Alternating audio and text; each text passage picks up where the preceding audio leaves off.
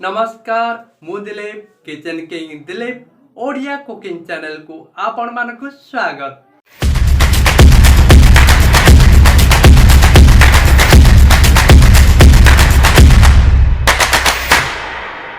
दर्शक बंधु बहुदिनर व्यवधान पर मु आज दशहरा उपलक्षे आपण मानक नहीं आसी एक नुआ रेसिपी जार ना हेउछि काजू मगज नाड़ छतु बा मौला छतु मसला। दर्शक बंधु आपण माने एही नाड़ छतु बा मौला छतु मसला केबे खाइछन्ते कि? मार्केट रे जेउ सब छतु मिलुछि से गुड़क अपेक्षा ए छतुर स्वाद संपूर्ण नियारा। चलंतु आ डेरी न करी आरंभ करिबा आमर रेसिपी। एथिपई आवश्यक उपकरण लेखि रखंतु।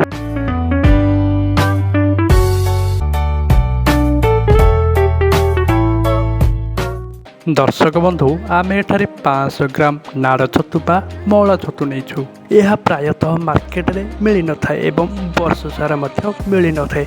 यह साधारणतः वर्षा ऋतु रे माटी रे फुटी थाए एवं एही छतुर नाड़ माटीर गभीर को जाई थाए। सेथिपई एही छतु को नाड़ छतु कुहा जाए। दर्शक बंधु आपण माने एही छतु गुडी को नै रोषेई करिबा पूर्व गोटे कथा ध्यान रखिबे। जदि छतु गुड़िक संपूर्ण रूप से फुटी जाए गोटे दिन रु 2 दिन फुटा अवस्था रही जाइए तेबे छतुर तलपटे अति छोट छोट पोक लगी संभावना थाए। से गुड़िक एत छोट होता जे आखि को एत सहजरे देखा जाई नथांती। तेणु यह कड़ अवस्था आनी रोषेई करने उचित। यही छतु गुड़िक संपूर्ण रूप से फुटी जाए जदि माटी रे गोटे रु 2 दिन फुटा अवस्था रही जाए तेबे से पोक लगी जाती एवं छतु गुड़िक नष्ट हो जाए। तेणु यह कड़ अवस्था आनी रोषेई करने उचित। वर्तमान छतु गुड़ी को एहीपरि छोट छोट करी काटी रखंतु। छतु गुड़ी को छोट छोट करी काटी सारिबा परे गोटे पात्र रे किछि जल नियंतु एवं सेथिरे गोटे रु 2 चम्मच हल्दी गुंड पकाई समस्त छतु को सेथिरे पकाई 15 रु 20 मिनिट भिजिबा पई छाड़ी दियंतु। जहाद्वारा कि जदि बा छतुरे किछि पोक जोक लागि थांती तेबे से माने मरि जांती एवं छतुरे लागिଥିବା समस्त माटी भी धोई हेई जिवो। 10-15 मिनिट पर छतुरे लगी माटी भल भाव भिजी जाइथिबो। वर्तमान 2 हाथ में भल भाव परिष्कार करी धोई नियंतु जे पर्यंत छतुरु माटी संपूर्ण रूपे न छाड़ी। वर्तमान देखंतु आमे छतु को संपूर्ण रूप से भल भाव परिष्कार करी धोई नहींचु। एथिरे टिके हेले भी माटी लागिकी रही नहीं। वर्तमान यह आमे एक पात्र को भल भाव चुपुड़ी काढ़ीदेवा। देखंतु आमे छतु को पानी भल भाव चुपुड़ी छाणी रखीचु।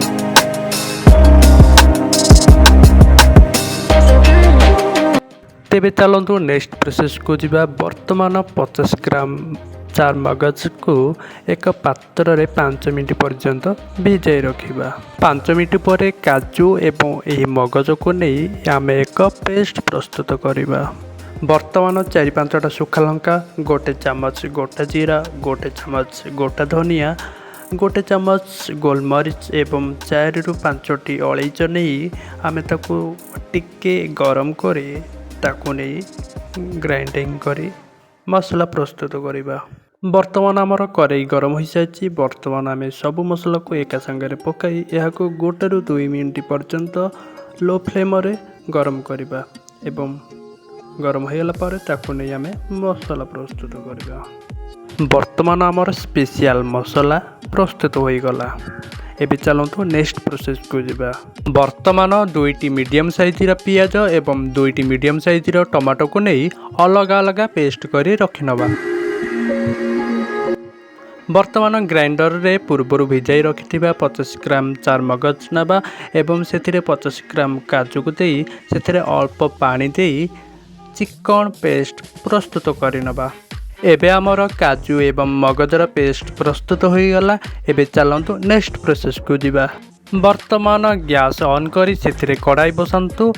कड़ाई टिके गरम हो गला पर सेथिरे गोटे चम्मच गोटा सोरिष पकांतु एवं गोटे 2 चम्मच तेल पकाई सोरिष को फुटिबा को दियंतु।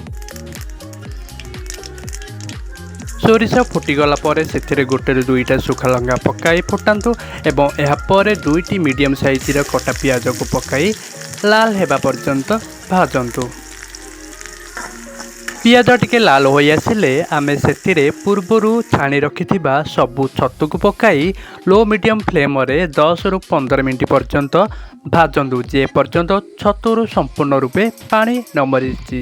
କାରଣ ଛତୁରେ ପ୍ରାୟତଃ ବେଶୀ ଟିକେ ଜଳୀୟ ଅଂଶ ରହିଥାଏ, ସେଥିପାଇଁ ଟିକେ ବେଶୀ ସମୟ ଆମେ ଭାଜିବାକୁ ପଡ଼ିଥାଏ। ବର୍ତ୍ତମାନ ଏଥିରେ 2 ଟେବୁଲ୍ ସ୍ପୁନ୍ ହଳଦୀ ପକାଇବା ଏବଂ ସ୍ୱାଦ ଅନୁସାରେ ଲୁଣ ପକାଇ ଭଲ ଭାବରେ ମିଶାଇ ଏହାକୁ ପାଣି ମରିବା ପର୍ଯ୍ୟନ୍ତ ଭାଜିବା। ଦେଖନ୍ତୁ କେତେ ପାଣି ବାହାରୁଛି। ଆମେ ସେ ପର୍ଯ୍ୟନ୍ତ ଭାଜିବା ଯେ ପର୍ଯ୍ୟନ୍ତ ପାଣି ସମ୍ପୂର୍ଣ୍ଣ ରୂପେ ନ ମରି। ପାଣି ରହିଗଲେ ଏହା ପାଣିଚିଆ ଲାଗିବ, ଭଲ ଲାଗିବ ନାହିଁ। ତେଣୁ ଆମେ ପାଣିକୁ ସମ୍ପୂର୍ଣ୍ଣ ରୂପେ ମାରିବା ପର୍ଯ୍ୟନ୍ତ ଭାଜିବା। ଏବେ ଦେଖନ୍ତୁ ଛତୁରୁ ସମ୍ପୂର୍ଣ୍ଣ ରୂପେ ପାଣି ମରିଯାଇଛି। ବର୍ତ୍ତମାନ ଆମେ ଏହାକୁ ଏକ ପାତ୍ରକୁ କାଢ଼ି ରଖିବା। ବର୍ତ୍ତମାନ ଗ୍ୟାସ୍ ଅନ୍ କରି ସେଥିରେ ଆଉ ଏକ ପାତ୍ର ବସାଇ କଡ଼ାଇ ଗରମ ହେଲା ପରେ ସେଥିରେ 1ରୁ 2 ଚାମଚ ତେଲ ପକାନ୍ତୁ। ତେଲ ଗରମ ହେଲା ପରେ ଆମେ ପୂର୍ବରୁ ପ୍ରସ୍ତୁତ କରି ରଖିଥିବା ପିଆଜ ପେଷ୍ଟକୁ ପକାଇ 1ରୁ 2 ମିନିଟ୍ ପର୍ଯ୍ୟନ୍ତ ଲାଇଟ୍ ବ୍ରାଉନ୍ ହେଲା ପର୍ଯ୍ୟନ୍ତ ଭାଜନ୍ତୁ। ପିଆଜ ଟିକେ ଲାଲ ହୋଇ ଆସିଲେ ସେଥିରେ ଆମେ ଟମାଟୋ ପେଷ୍ଟକୁ ପକାନ୍ତୁ। ଟମାଟୋ ପେଷ୍ଟକୁ 1ରୁ 2 ମିନିଟ୍ ପର୍ଯ୍ୟନ୍ତ ଭାଜନ୍ତୁ। ବର୍ତ୍ତମାନ ଏଥିରେ ଅଳ୍ପ ପାଣି ଦେଇ 1ରୁ 2 ମିନିଟ୍ ପର୍ଯ୍ୟନ୍ତ ମସଲାକୁ ଟିକେ କଷିବା।